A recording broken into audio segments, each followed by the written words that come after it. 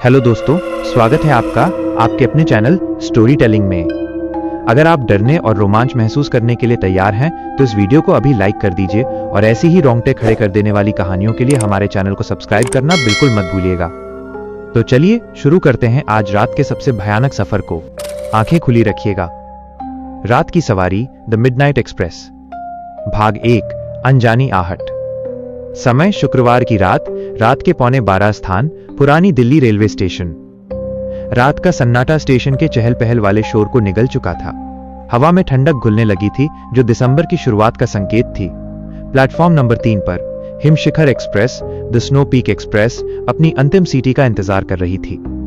ये ट्रेन उन पहाड़ियों की ओर जाती थी जहां माना जाता था कि सूरज की पहली किरण भी ठंड से कांप जाती है। आरव, एक मध्यम वर्गीय सॉफ्टवेयर इंजीनियर, अपनी सीट S4 पर सामान रखने के बाद खिड़की के पास बैठ गया। उसके हाथ में एक पुरानी चमड़े की जिल्द वाली किताब थी जिसे वो यात्रा के दौरान पढ़ने की योजना बना रहा था। उसे शिमला के पास एक छोटे से शहर में एक महत्वपूर्ण प्रोजेक्ट के लिए जाना था। यह यात्रा लगभग 18 घंटे की थी। आरव का डिब्बा A1 लगभग खाली था। सिर्फ 2 और सीटें भरी थीं। एक कोने में एक अधेड़ उम्र की महिला जो गहरी नींद में लग रही थी और सामने वाली बर्थ पर एक बुजुर्ग व्यक्ति जिसकी आंखें बंद थीं लेकिन चेहरा तनावग्रस्त लग रहा था। ट्रेन ने धीमी सीटी बजाई और स्टेशन छोड़ने लगी। आरव ने खिड़की से बाहर देखा। अंधेरी रात, स्टेशन की पीली बत्तियां, सब कुछ एक धुंधले सपने जैसा लग रहा था। अनसुलझा रहस्य। ट्रेन की गति बढ़ी। इंजन की घरघराहट और पटरियों पर पहियों की लयबद्ध थक थक की आवाज ने एक अजीब सा संगीत पैदा किया। लगभग आधे घंटे बाद TTE टिकट परीक्षक डिब्बे में आया। टिकट साहब, TTE ने अपनी आवाज को विनम्र रखते हुए कहा। आरव ने अपना टिकट दिखाया। TTE ने उसे चेक किया और फिर बाकी 2 यात्रियों की तरफ बढ़ा। TTE ने बुजुर्ग आदमी को धीरे से हिलाया। सर, टिकट प्लीज, बुजुर्ग ने धीमी आवाज में कहा। हाँ। उसने अपनी जेब टटोली लेकिन टिकट नहीं मिला। उसका चेहरा और भी तनावपूर्ण हो गया। मैंने रखा था मेरी जैकेट में। TTE ने संयम बनाए रखा। कोई बात नहीं, आराम से ढूंढिए। इसी बीच आरव ने कोने वाली महिला को देखा। वो अब उठ चुकी थी और उसकी आंखें अजीब तरह से आरव को घूर रही थीं। उसकी आंखों में कोई भाव नहीं था, बस एक खाली ठंडापन। आरव ने असहज महसूस किया और अपनी किताब पर ध्यान केंद्रित करने की कोशिश की। TTE ने उस महिला से टिकट मांगा। महिला ने एक कागज का टुकड़ा आगे बढ़ाया। TTE ने उसे देखा और उसका चेहरा अचानक पीला पड़ गया। वो कागज का टुकड़ा एक ब्लैक एंड व्हाइट तस्वीर थी जिसमें 20 साल पहले की एक छोटी बच्ची की धुंधली तस्वीर थी। ये क्या है मैडम? TTE ने लगभग फुसफुसाते हुए पूछा। महिला ने कोई जवाब नहीं दिया। उसने केवल अपनी ठंडी स्थिर आंखें TTE पर टिकाए रखीं। TTE ने घबराकर पीछे हटना शुरू कर दिया। ठीक है, मैं बाद में आता हूं। वो डिब्बे से लगभग भागता हुआ निकल गया। आरव ने ये सब देखा और उसका दिल तेजी से धड़कने लगा। उसने किताब बंद कर दी। माफ कीजिएगा अंकल, आरव ने बुजुर्ग व्यक्ति से पूछा, क्या आप उन्हें जानते हैं? बुजुर्ग व्यक्ति ने कांपती हुई आवाज में जवाब दिया, नहीं, मैंने उन्हें पहले कभी नहीं देखा, पर मुझे कुछ ठीक नहीं लग रहा। ये डिब्बा, ये ट्रेन, क्या हुआ? आरव ने पूछा। मेरा टिकट, बुजुर्ग ने बताया, वो मेरे हाथ में था जब मैं चढ़ा था। मैंने उसे अपनी जेब में रखा और अब वो गायब है। और वो महिला, उसने मुझे ऐसे देखा जैसे मैं कोई और हूं। ट्रेन अब पूरी रफ्तार पर थी। बाहर सिर्फ घने जंगल और रात का कालापन दिखाई दे रहा था। अंधेरे का पर्दाफाश। करीब 1 घंटे बाद आरव को प्यास लगी। उसने उठकर पानी पीने का फैसला किया। जैसे ही वो डिब्बे के दरवाजे के पास पहुंचा, उसने देखा कि TTE वापस आ रहा है, लेकिन इस बार उसके साथ 2 GRP रेलवे पुलिस जवान भी थे। TTE ने घबराकर आरव से पूछा, वह महिला कहां है? आरव ने पलट कर देखा। कोने वाली सीट खाली थी। वो यहीं थी, आरव ने हकलाया। अभी तो यहीं थी। वो कहां गई? उसने कोई सामान नहीं लिया। TTE ने पुलिस को इशारा किया। वे तुरंत जांच करने लगे। बुजुर्ग व्यक्ति ने कहा, वो जरूर बाथरूम गई होगी। GRP जवान बाथरूम की ओर बढ़े, लेकिन TTE ने अचानक आरव के पास आकर फुसफुसाया, साहब, आप अंदर बैठिए। आपको कुछ पता नहीं है। यह ट्रेन, TTE की आवाज लड़खड़ा रही थी। ये ट्रेन 20 साल पहले एक भयानक हादसे का शिकार हुई थी। इसी रूट पर हिमशिखर एक्सप्रेस, करीब 50 लोग मारे गए थे। कहा जाता है कि कुछ यात्री कभी ट्रेन से बाहर नहीं निकल पाए। आरव के रोंगटे खड़े हो गए। आप क्या कह रहे हैं? मैं 10 साल से इस लाइन पर हूं, टीटी ने कांपते हुए कहा। मैंने बहुत कुछ देखा है, कुछ बर्थ, कुछ डिब्बे। वे हर साल उस रात को फिर से जीते हैं। तभी जीआरपी जवान वापस आए। उनके चेहरे पर डर था। क्या हुआ? टीटीई ने पूछा। बाथरूम में कोई नहीं है, एक जवान ने कहा। और उस सीट पर? ये देखिए। उसने एक वस्तु उठाई और टीटीई को दिखाई। ये एक छोटी सूखी गुलाब की कली थी जो दशकों पुरानी लग रही थी। टीटीई ने कली को देखा और उसका चेहरा सफेद पड़ गया।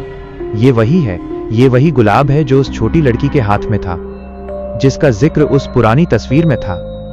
बुजुर्ग व्यक्ति ने अचानक अपनी मुट्ठी खोली। वो भी कांप रहा था। मेरा टिकट, उसने कांपते हुए कहा। वो वापस आ गया है। आरव ने देखा। बुजुर्ग व्यक्ति के हाथ में उसका टिकट था, लेकिन वो नया टिकट नहीं था। वो पीला पड़ चुका था, कोनों से फटा हुआ था और उस पर स्याही धुंधली हो चुकी थी। उस पर जो तारीख लिखी थी वो थी 12 दिसंबर 2006, ठीक 20 साल पहले की तारीख। इसका मतलब? आरव ने अपनी सांस रोक ली। क्या हम सही यात्री के साथ हैं? हम नहीं जानते कि कौन कौन है साहब, टीटीई ने कहा। पर अगर वो महिला उस दुर्घटना की शिकार थी, तो वो किसी और की तलाश में है, जिसकी यात्रा उस रात अधूरी रह गई थी। जीआरपी जवानों ने फैसला किया कि वे पूरी ट्रेन की तलाशी लेंगे। टीटीई ने आरव से डिब्बे का ध्यान रखने को कहा और तेजी से चला गया। दबी हुई आवाजें। आरव और बुजुर्ग व्यक्ति डिब्बे में अकेले रह गए।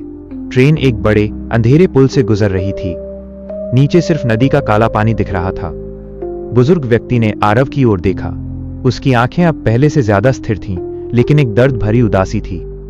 मेरा नाम हरीश है, बुजुर्ग ने कहा। मुझे लगता है, मुझे पता है कि वो किसकी तलाश में है। आरव ने चौंक कर पूछा। आप जानते हैं? कौन? मैं 12 दिसंबर 2006 को भी इसी ट्रेन में था, हरीश ने फुसफुसाया। आरव के शरीर में एक ठंडी लहर दौड़ गई। आप दुर्घटना के शिकार हुए थे? हाँ, हरीश ने धीमी आवाज में कहा। मैं उस डिब्बे में था जो पुल से नीचे गिरा था। मैं एक चमत्कार से बच गया, लेकिन मेरी बेटी। हरीश की आंखें नम हो गईं। मेरी बेटी मेरे बगल में सो रही थी। उसका नाम अंजलि था। वो 6 साल की थी। वो उस दिन अपने हाथ में एक गुलाब लेकर सोई थी, उसी तरह का गुलाब जो तुम्हें मिला। आरव को लगा जैसे किसी ने उसका गला घोंट दिया हो। आपकी बेटी? क्या वही वो छोटी बच्ची थी जिसकी तस्वीर टीटीई को मिली थी? हरीश ने केवल सिर हिलाया। वो महिला शायद अंजलि की मां नहीं है, हरीश ने कहा, लेकिन वह उस दुर्घटना की आत्मा है। वह किसी ऐसे व्यक्ति को ट्रेन से बाहर निकालना चाहती है जिसने उस रात अपने कर्तव्य का पालन नहीं किया। तभी ट्रेन की बत्ती अचानक झिलमिलाने लगी। आरव ने बाहर देखा। वे एक भयानक सुनसान जगह से गुजर रहे थे। कोई स्टेशन नहीं, कोई घर नहीं, सिर्फ ऊंचे घने पेड़ जो रात के अंधेरे में भूतों जैसे दिख रहे थे। एक भयानक चीखने वाली आवाज डिब्बे के बाहर से गुजरी, जैसे कोई चीज ट्रेन की खिड़कियों को खरोंच रही हो। ये क्या है? आरव ने घबराकर पूछा। हरीश का चेहरा डर से सिकुड़ गया। वो आ गई है। वो चाहती है कि हम उसे वो दें जो उसने खोया है। अचानक उनके बगल वाली खाली सीट पर एक साया उभरा। वो एक लड़की का साया था जिसने एक फ्रॉक पहनी हुई थी और उसके हाथ में धुंधला फीका गुलाब था। वो छोटी 6 साल की लड़की अंजलि का भूत था। उसने आरव की ओर देखा और उसके चेहरे पर पीले अंधेरे छेद थे जहां आंखें होनी चाहिए थीं। और तभी उस सीट के नीचे से एक दूसरी आवाज आई, एक कर्कश क्रोधित आवाज। मेरा टिकट कहां है यात्री? ये वही आवाज थी जो बुजुर्ग महिला की थी, लेकिन अब उसमें एक अमानवीय गूंज थी। आरव और हरीश ने डर के मारे एक दूसरे को पकड़ लिया। मुझे लगता है कि वो मुझे नहीं, तुम्हें ढूंढ रही है हरीश, आरव ने कांपते हुए कहा। तुम्हारे टिकट पर 20 साल पुरानी तारीख है। तुम उस रात से हो। तुम अभी भी हिमशिखर एक्सप्रेस के कैदी हो। हरीश ने गहरी सांस ली। वो टिकट, वो मेरा नहीं था। वो मेरे बगल में सो रहे यात्री का था। वो एक आदमी था जिसने नशे में ट्रेन चलाई थी और दुर्घटना का कारण बना था। मुझे उसका टिकट मिल गया था और मैंने उसे छुपा दिया। हरीश कांप रहा था। मैं चाहता था कि वो कभी बचकर न निकले, ताकि वो अपराध से न भागे, लेकिन मैं खुद भी उस ट्रेन में फंस गया। ट्रेन की बत्तियां पूरी तरह से बुझ गईं। डिब्बे में अब केवल बाहरी काली रात की रोशनी आ रही थी, जिससे छायाएं भयानक रूप ले रही थीं। सामने वाली सीट पर बैठी वो महिला फिर से प्रकट हुई। वो अब खड़ी थी और उसके बाल और कपड़े गीले थे, जैसे वो अभी अभी नदी से निकली हो। उसकी आंखें अब आग के अंगारों की तरह चमक रही थीं। वो धीरे धीरे हरीश की ओर बढ़ने लगी। हवा में एक सड़ी हुई नम मिट्टी की गंध फैल गई। आरव ने देखा कि महिला के हाथ में एक पुराना लोहे का हथौड़ा था। महिला की आवाज एक भयानक फुसफुसाहट में बदल गई। यात्रा अधूरी है, तुम्हारा ठहराव आ गया है हरीश। वो हरीश की तरफ झपटी और आरव को पता था कि अगर उसने कुछ नहीं किया तो हरीश की यात्रा हमेशा के लिए खत्म हो जाएगी। आरव ने पास रखी अपनी किताब को उठाया, जिसमें एक पतली धातु की प्लेट लगी हुई थी, और उस महिला की ओर फेंक दिया। भाग 2, अंतिम पड़ाव, भयानक टकराव, द डेडली एनकाउंटर। आरव ने अपनी भारी जिल्द वाली किताब को पूरी ताकत से महिला की ओर फेंका। किताब, जिसमें बीच में एक पतली धातु की प्लेट लगी थी, शायद मरम्मत के लिए, उसके चेहरे से टकराई। महिला का हमला एक पल के लिए रुक गया, लेकिन किताब को छूते ही वो जल गई, जैसे धातु को छूने से तेज एसिड लगा हो। एक भयानक चीख निकली जो इंजन की आवाज को भी भेद गई। वो चीख महिला की नहीं थी, बल्कि किसी ऐसी चीज की थी जो हवा में घुल रही थी, पूरी ट्रेन के डिब्बे की आवाज जो दर्द से चिल्ला रही थी। महिला पीछे हट गई। आरव ने देखा कि उसके गीले चेहरे पर जहां किताब लगी थी, वहां एक क्षण के लिए गहरा घाव दिखा, जो तुरंत अंधेरे धुएं में बदल गया और फिर वापस आ गया। वो चोट नहीं खा सकती थी, वो केवल विचलित हो सकती थी। हरीश सदमे से उबरकर कांपते हुए बोला, भागो आरव, वो रुकेगी नहीं। मैं दोषी हूं, मेरे कारण ही वो फंसी हुई है। आरव ने हरीश को ऊपर खींचा। नहीं, हम भागेंगे नहीं, हमें इस ट्रेन को रोकना होगा, या कम से कम इस डिब्बे को छोड़ना होगा। आरव ने दरवाजा खोला और कॉरिडोर में भागा। हरीश उसके पीछे लंगड़ाता हुआ चला। जैसे ही वे भागे, उन्होंने अपने डिब्बे A1 के अंदर से आवाजें सुनी, हंसने की, रोने की और जोर जोर से चिल्लाने की आवाजें, जैसे उस डिब्बे के अंदर 20 साल पहले की दुर्घटना फिर से शुरू हो गई हो। कॉरिडोर में चारों ओर अंधेरा था। ट्रेन के आपातकालीन ब्रेक, इमरजेंसी ब्रेक का चेन पास ही लटक रहा था। आरव, चेन खींचो, हरीश ने हाँफते हुए कहा। इसे रोकना होगा। आरव ने चेन पकड़ने के लिए हाथ बढ़ाया, लेकिन तभी सामने से TTE और GRP जवान भागे हुए दिखाई दिए। मत खींचो, TTE चिल्लाया, उसका चेहरा पूरी तरह डरा हुआ था। मत खींचो, नहीं तो। इससे पहले कि वो अपनी बात पूरी करता, ट्रेन ने एक भयानक झटके के साथ गति बढ़ाई। ऐसा लगा जैसे इंजन खुद ही पागल हो गया हो।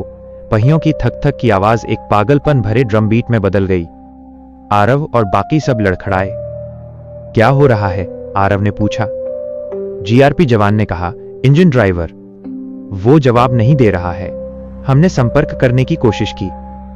ये ट्रेन, ये खुद चल रही है। TTE की आंखों में दहशत थी। ये सुरंग, हम उसी सुरंग में जा रहे हैं। ये हर साल इसी रात को होता है। ट्रेन उसी रास्ते पर जाती है जहां दुर्घटना हुई थी, उस पुल की ओर। आरव ने देखा कि वे तेजी से एक काली, मुंह फाड़े खड़ी सुरंग की ओर बढ़ रहे थे। सुरंग का डरावना अतीत। ट्रेन ने सुरंग में प्रवेश किया। बाहर की हल्की रोशनी पूरी तरह कट गई। अब डिब्बों के अंदर सिर्फ लाल खतरे वाली आपातकालीन बत्तियां जल रही थीं, जो हर चीज को खून जैसे रंग में रंग रही थीं। सुरंग के अंदर का तापमान अचानक -डिग्री तक गिर गया। आरव को महसूस हुआ जैसे उसकी सांसें जम रही हैं। और फिर आवाजें शुरू हुईं। दीवारों से चीखने, चिल्लाने और टूटने की आवाजें आ रही थीं, जो केवल हवा के झोंके नहीं थे। आरव ने देखा कि डिब्बे की खिड़कियों से बाहर सुरंग की दीवारों पर छायाएं तैर रही थीं। ये लोगों की छायाएं थीं, डरे हुए, मदद के लिए पुकारते चेहरे, जो 20 साल पहले दुर्घटनाग्रस्त हुए यात्रियों के लग रहे थे। वे फंसे हुए हैं, हरीश ने फुसफुसाया। ये दुर्घटना में मारे गए लोगों की आत्माएं हैं। तभी कॉरिडोर के ठीक बीचों बीच वही छोटी लड़की अंजलि का भूत प्रकट हुआ। उसका धुंधला शरीर थोड़ा सा पारदर्शी था। उसने किसी को नुकसान नहीं पहुंचाया, लेकिन वो अपने पिता हरीश को देख रही थी। उसकी आंखों में, या जहां आंखें थीं, एक गहरा दुख था। पिताजी, एक हल्की, हवा जैसी फुसफुसाहट आरव के कान में आई। आपने उसे जाने क्यों दिया? हरीश रोने लगा। मुझे माफ कर दो मेरी बच्ची, मैं चाहता था कि न्याय हो। मैंने उस आदमी का टिकट छुपा दिया, ड्राइवर का, ताकि उसे पकड़ा जा सके। GRP जवान ने TTE को देखा। ड्राइवर? क्या आप जानते हैं कि वो ड्राइवर कौन था? TTE ने अपने होंठ भींचे। वो इसी ट्रेन का ड्राइवर था। उसका नाम रमेश था। वो नशे में था। वह बच गया, लेकिन भाग गया। पुलिस उसे कभी नहीं पकड़ पाई। अचानक हरीश ने अपने कोट की भीतरी जेब से पीला पुराना टिकट निकाला। ये रहा उसका टिकट, रमेश का। मैं इसे 20 साल से अपने साथ लेकर चल रहा हूं। हरीश ने टिकट को हवा में लहराया। तभी सुरंग के अंधेरे से रमेश की आत्मा प्रकट हुई। वो एक मोटा गुस्से वाला आदमी था, जिसका चेहरा कोयले जैसा काला था। मेरा टिकट, रमेश चिल्लाया। उसकी आवाज पत्थर पर पत्थर टकराने जैसी थी। तुम मुझे यहां क्यों फंसा रहे हो? मैंने गलती नहीं की थी। ट्रेन का सिग्नल फेल था। अब वहां 3 आत्माएं थीं, महिला बदले की भावना, छोटी लड़की दुख और ड्राइवर क्रोध और इनकार। पुल पर अंतिम फैसला, the climax on the bridge. Train सुरंग से बाहर निकली। बाहर अब सुबह की पहली फीकी रोशनी थी, लेकिन सामने का दृश्य भयानक था। वे एक नदी के ऊपर एक टूटे हुए पुल की ओर तेजी से बढ़ रहे थे। ये वही जगह है, टीटीई चीखा। यही दुर्घटना हुई थी। ट्रेन खुद को फिर से मारना चाहती है। इंजन से एक भयानक विकृत सीटी निकली। बुजुर्ग महिला की आत्मा हरीश के पास पहुंची। वो रमेश की तलाश में थी, लेकिन हरीश ही वो व्यक्ति था जिसने उसे 20 साल तक इस ट्रेन में फंसाकर रखा था। तुमने न्याय को रोका, महिला चिल्लाई। तुमने उसे भागने दिया और मुझे यहां फंसा दिया। महिला ने अपना हथौड़ा हरीश पर उठाया।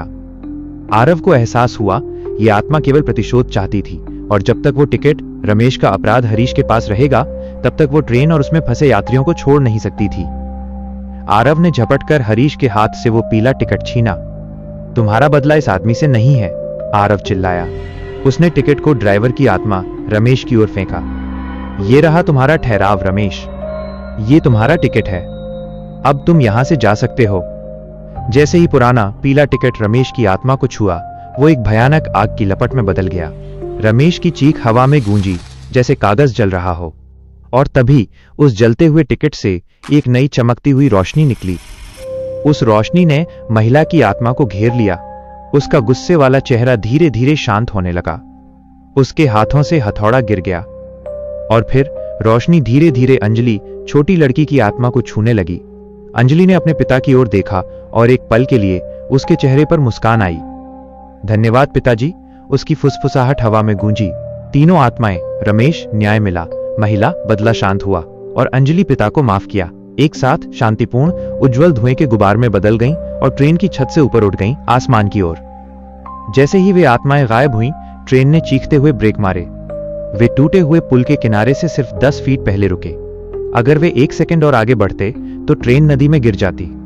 सुबह का उजाला, द रेजोल्यूशन। सुबह की तेज धूप ट्रेन के डिब्बों में आ रही थी। ट्रेन पूरी तरह रुक चुकी थी। हवा में अब कोई ठंडक नहीं थी, सिर्फ ताजी पहाड़ों की हवा थी। जीआरपी जवान तुरंत इंजन की ओर भागे। टीटीई ने राहत की सांस ली और आरव की ओर देखा। आपने उन्हें मुक्त कर दिया। आरव ने थककर सिर हिलाया। उसका शरीर कांप रहा था, लेकिन वो सुरक्षित था। जीआरपी जवान वापस आए। ड्राइवर मिल गया? टीटीई ने पूछा। हां, जवान ने कहा। इंजन ड्राइवर सो रहा था।